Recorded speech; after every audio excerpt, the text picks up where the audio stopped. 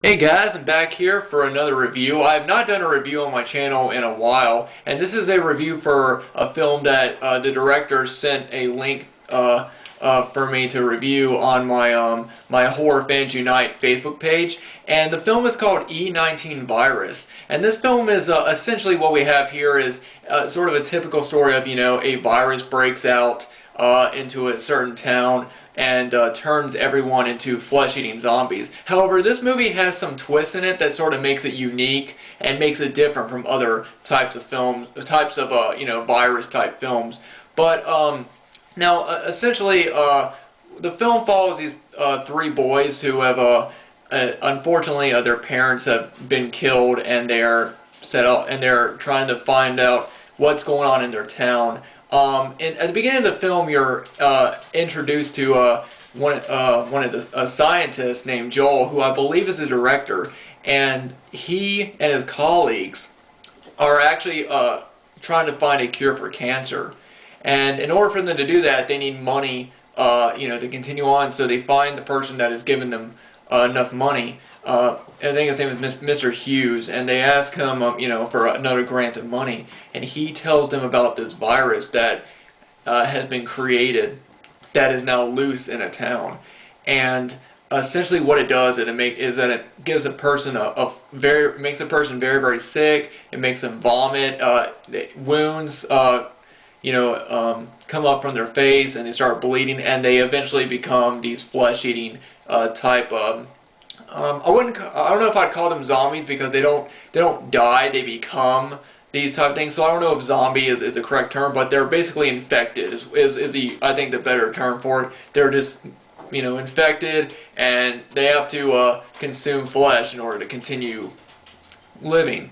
And from the point the scientists found out they found out about it.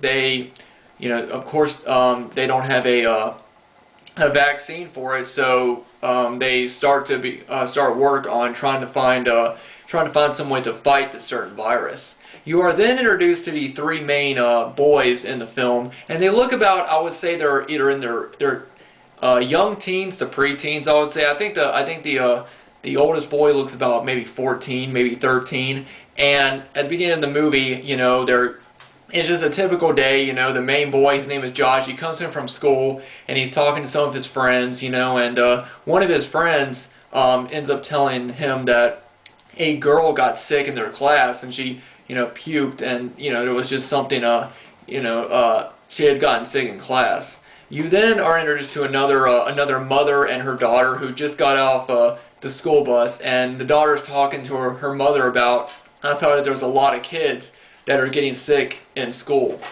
their school, and of course it's the virus that's been going around, and at this point nobody knows if it's what exactly it is. They just believe it may be a flu or something like that. But as the movie goes on, people begin to change, and Josh and his two friends sort of come together. Josh, unfortunately, his mother actually ends up getting killed by one of the one of the infected, and he has to end up killing the person that killed his mom. And then he runs into his two friends, Griffen and Peter, and they're basically just trying to find out what is going on. Now, like I said, this movie, even though this movie is an independent film, you can tell that this movie did have a good budget, because during scenes of Josh just running through his town, trying to get away from the infected, there are tons upon tons of people going around, running around this neighborhood. There's a helicopter flying by. At one point, when the scientist finds out, the scientist's name is Joel. I think I said that. I believe it's I can't remember if I said this, but I believe that it's the director. Joel said that. Joel's he watches TV, and there's a news report going on about it, so you can tell that they did have some good budget behind this film. But it's basically Josh and his two friends run through the woods trying to escape from whatever it is. And while this is happening, they end up running into Joel, and Joel basically tries to talk to and tell them about what's going on, and he tries to explain that this is a man-made virus. They believe that they may have created a vaccine for it, and he then asks Josh to do something for him, which is essentially Joel and one of his colleagues, they basically want to inject Josh and his two friends with the vaccine as well as a chip.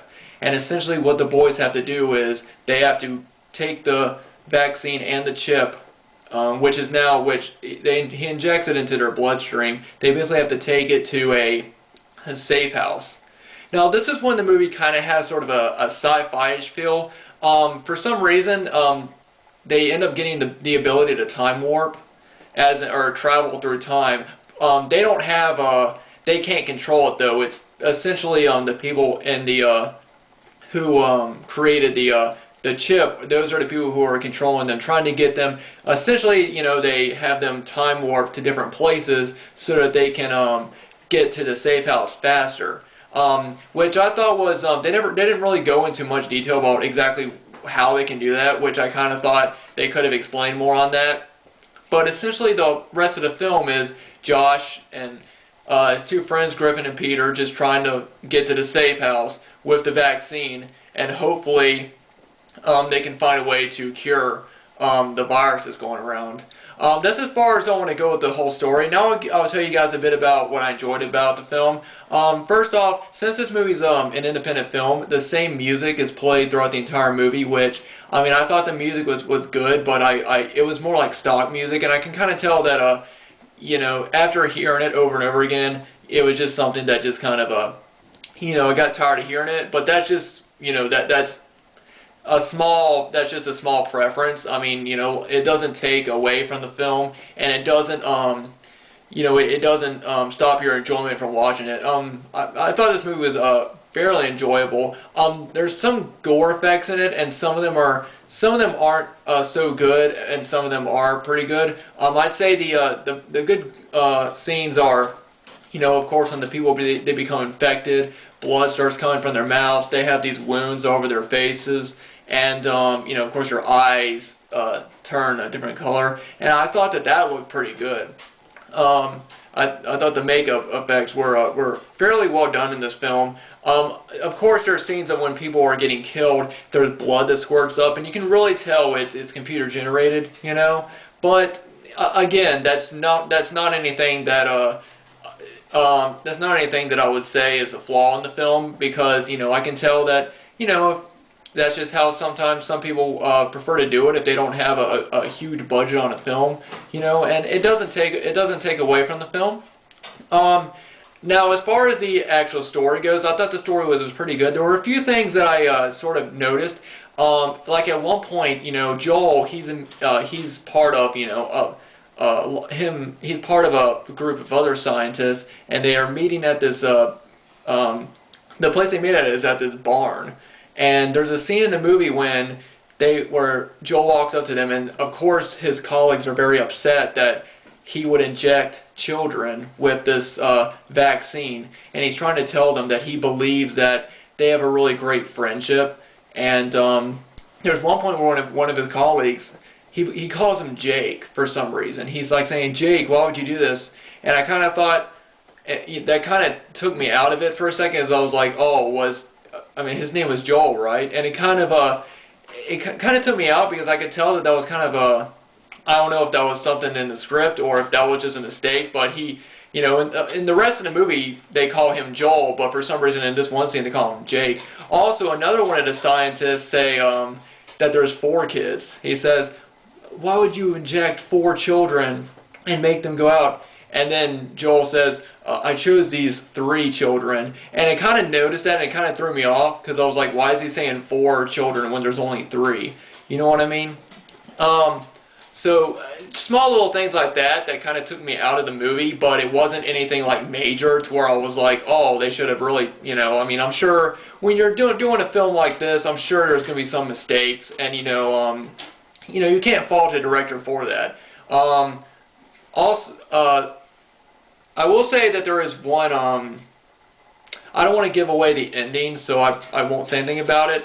I will say, I won't say anything about the actual ending, but I will say I didn't really understand it personally, and that's as far as I'll go with it. I'll just say I really didn't understand why the movie went there. But yeah, as far as the whole movie is concerned, I thought this was a pretty well done film. Now I don't know about the release date. I don't know about anything like that. So I will check back with the director and I will ask him these. And then once I get that info, I will leave it down in the description box below. You know, and if there's like a Facebook page or something, I'll also leave it down. But yeah, I thought this movie was a very enjoyable independent film. I thought for the most part everyone did a great job. The acting was good. Like I said, the kids really weren't, you know, they were in their preteens. It wasn't like they were like little kids or whatever, but they looked about that. Maybe, I'd say the oldest one was in his preteens, and I would say between the, you know, I'd say the 10 to 13-year-old range is how old these kids look to me. And, you know, they did a pretty good job. Everybody did a really good job, you know. I will say, Joel, he's the, you know, the main, you know, one of the main scientists you follow around. Yeah, Wendy will. Wendy's behind me. There's one scene where, I mean, he has another colleague that is like his friend, and I seem to notice that he really didn't have a whole lot to say throughout the whole movie. Like Joel would say something like, "Are we ready to do this?" And then he would be like, "Yes, we are." And then he'd move on. And it really didn't seem like he had a whole lot of things to say. And I kind of think that his character was really overshadowed by Joel's character. And I kind of felt like that they could have had him say something else other than just sort of repeating what Joel just said, or, you know. But that was just, you know, I kind of felt like that he could have done, they could have, you know, gave him better. But yeah, like I said, I did enjoy it for what it was. I thought it had some good, it had some good, you know, elements in it that made it different from typical virus films. And it's something that, you know, once I get more information about it, I'll let you guys know. And if it sounds interesting to you guys, check it out.